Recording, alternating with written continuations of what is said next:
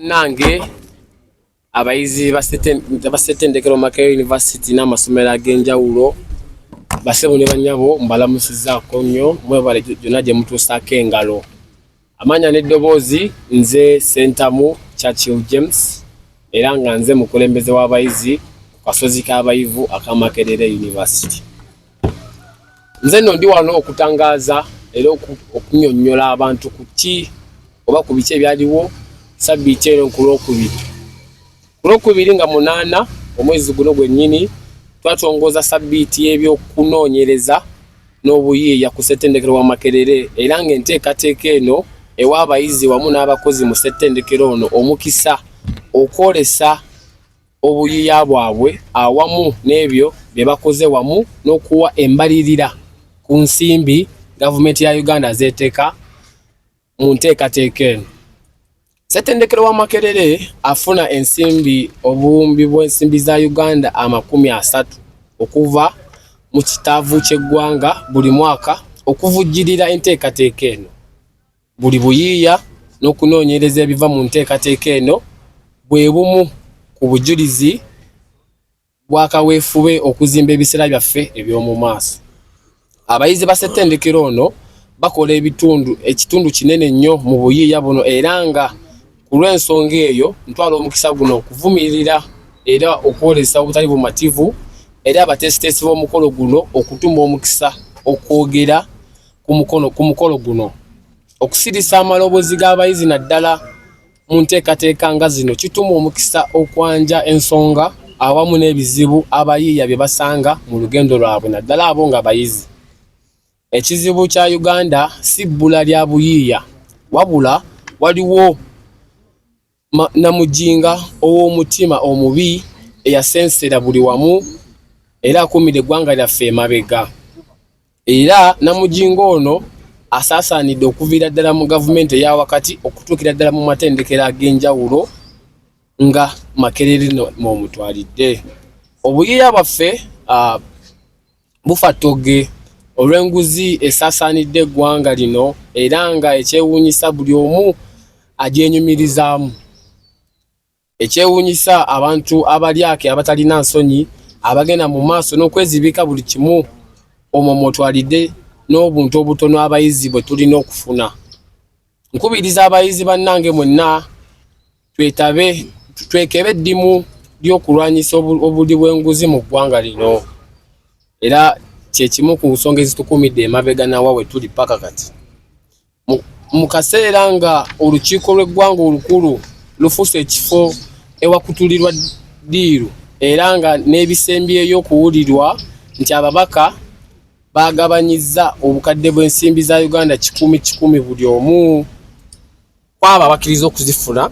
Ensimbi zino ze tulowooza nti zandiyambye okuvujjirira obuyiiya mu ggwanga n'okutumbula omutindo gw'ebyenjigiriza awamu n'okunoonya obutale bw'ebiyiiya abayizi bye bakola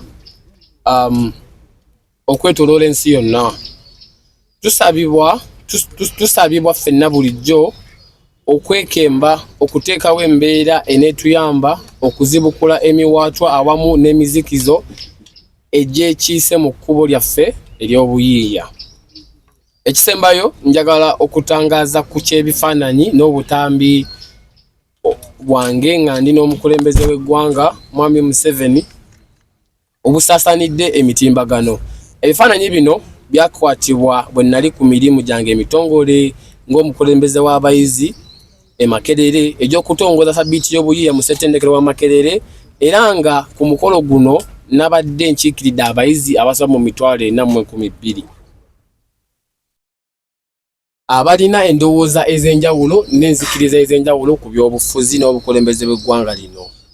Ekyennyamiza bitabudde abamu ku bantu omuli famire yange awamu n'abamu ku bayizi bannange era ekirala ekyewuunyisa ne bannakigwanyiza abamu abeenoonyeza ebyabwe bakozesezza omukisa guno okusaasaanya obulimba olw'ebigendererwa byabwe ebitamanyikiddwa.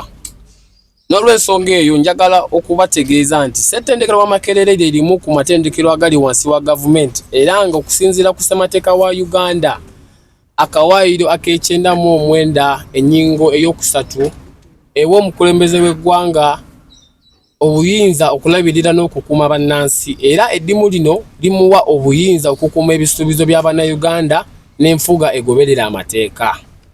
Era mu mbeera y'emu omulimu gwange n'obuvunaanyizibwa bwange okulondoola emirimu egikolebwa ku lw'abayizi ba Makerere ng'omukulembeze waabwe, era nga bwe nva ku mulamwa ogwo mba nfuuse nakigwanyizi so si omukulembeze.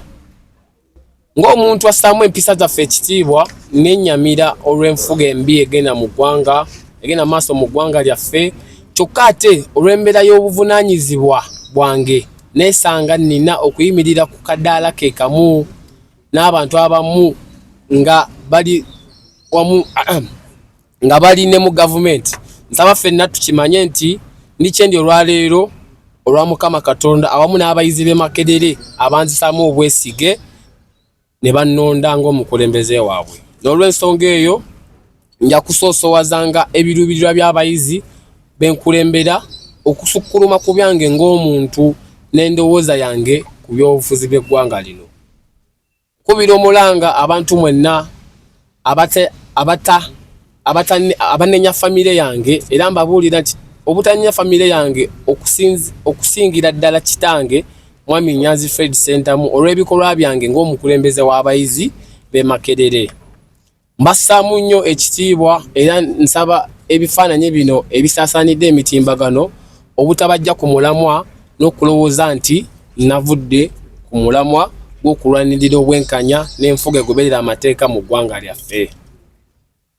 Bwe naakira okutwala obuvunaanyizibwa buno nakimanya nti ebisoomoozo eby'ekika kino bijja kubaawo, nga maliriza mbasuubiza okusigala ku mulamwa n'okutambulira mu kkubo ery'obwerufu n'ekitangaala, okukola obutaweera okutuukiriza ebisuubizo eri bannamakerere.